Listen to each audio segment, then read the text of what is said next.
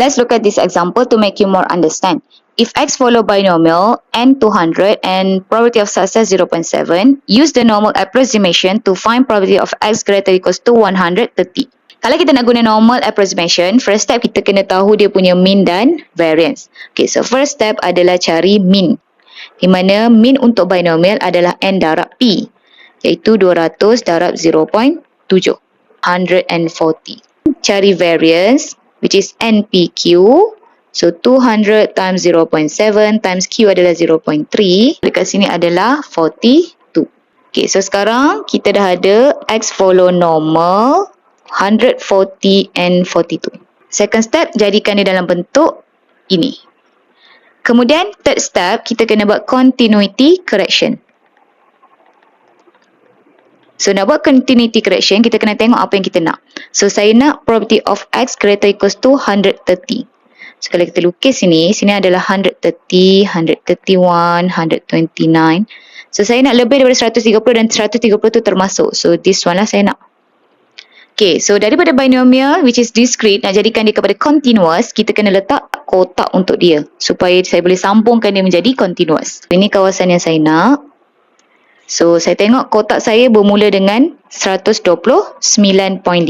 So here probability of x greater equals to 129.5. That is the third step. And then the fourth step, barulah kita guna normal standard. The probability of x greater equals to 129.5, saya changekan menjadi standard. So dia akan jadi z, x tukar jadi z, greater equals to 129.5 minus mean, which is 140, over standard deviation square root 42. Okay, then guna calculator. So kita dapat sini adalah z greater equals to negative 1.62. Kemudian kita buat bell shape curve. Sini kosong, sini adalah negative 1.62 dan dia greater equals. So which is this one lah, kawasan yang saya nak. So kalau kita tengok, dia adalah 1 minus pz less than equal to negative 1.62. Dan kita tahu kalau less than negative, dia boleh reflect jadi positive. So basically dia adalah 1 minus pz greater equals to 1.62. Then baru guna table. Okay, so cari dekat sini 1.6, 0.02, which is we got 0.0526. 1 minus 0.0526. So kita dapat sini adalah 0.9474. Okay, sebab dia soalan yang sama saja, so kita terus direct sajalah. Tapi kalau dia bukan soalan yang sama, dan awak kena go through balik semula cara jawab tadi. Okay. Okay, so saya nak guna saja. Jadi, for this probability, saya kena buat continuity correction dahulu. So, saya nak x di antara 136 dan mereka termasuk. Kemudian up to 148. Tapi saya tak nak 148. Maksudnya saya nak 147 lah. Macam tu. Okay. So ni 135. Okay. So saya akan buat kotak untuk mereka. So ini kawasan yang saya nak. So saya nak tengok, fokuskan pada permulaan kotak dan pengakhiran kotak. So basically nya probability of x greater equals to 136 and less than 148 adalah probability of 135.5 and 147.5. Okay, so kita dah buat continuity correction, then barulah kita tukar kepada standard normal. So ni akan jadi 135.5 minus 140 over square root 42, x jadi z. 147.5 minus 140 over square root 42. So just guna calculator untuk simplify dia. So sini kita dapat negative 0.69. So this one kita dapat 1.16. Okay, then kita buat bell shape curve. Sini kosong, sini negative 0.69, sini positive 1.16, which is this kawasan lah yang saya nak. Sini akan jadi probability of z greater equals to negative 0.69 minus probability of z greater equals to 1.16. Yang kita tahu greater or equals to negative dia adalah 1 minus probability z greater equals to positive 0.69.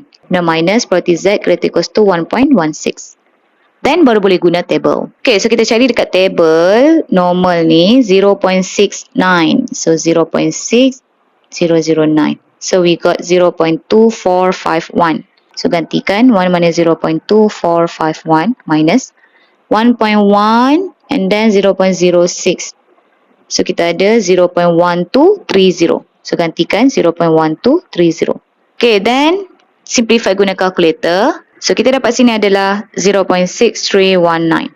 C, kita nak cari probability of X less than 142. So macam tadi juga, kita akan buat first step, second step tu semua, dapatkan normal dia, then baru kita buat continuity correction. Tapi kita skip sebab dia soalan yang sama. Okay, then nak buat continuity correction untuk ini, saya nak kurang daripada 142. Maksudnya 141, 140. Macam itulah, ini kawasan yang saya nak. Okay, sebab 142 tu tak termasuk. Okay, then kita akan buat kotak. So, ini kawasan yang saya nak, saya akan highlight dia. So, saya akan fokuskan dekat ini, permulaan dia. So, sini saya nak probability of X less than 141.5. Then, barulah kita guna standard normal. So, ini akan jadi, X tukar jadi Z, 141.5 minus 140 over square root 42. Guna je calculator. So, kita dapat sini adalah Z less than 0.23. Kita buat bell shape curve. So, this one adalah 0, this one adalah 0.23. So, kurang maksudnya kawasan inilah. Dia adalah 1 minus P Z greater than 0.23. So, just guna table. So, cari dalam table 0.2003, which is 0.4090. So, substitute. 1 minus 0.4090. So, just tekan je calculator. So, kita dapat sini adalah 0.591. Okay, for this, saya nak cari probability when X greater than 152. Okay, kita akan buat continuity correction ini. So, ni akan jadi 152, tapi saya tak nak 152. Maksudnya, saya nak 153, 154. Ni kawasan yang saya nak. So, saya akan buat kotak. Dan saya tengok mana kawasan yang kotak dia mula. So, this one. So, we want probability of X greater than 152.5. Okay, then baru guna standard normal. So, X tukar jadi Z, 152.5 minus 140 over square root 42. So, kita ambil 2 decimal place. So, sini akan jadi probability Z greater than 1.93. Okay, ni boleh terus direct guna table. So, cari dalam table 1.93, which is 0.0268. 0.0268.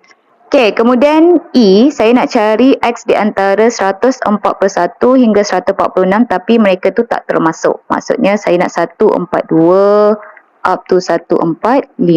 Ini kawasan yang saya nak.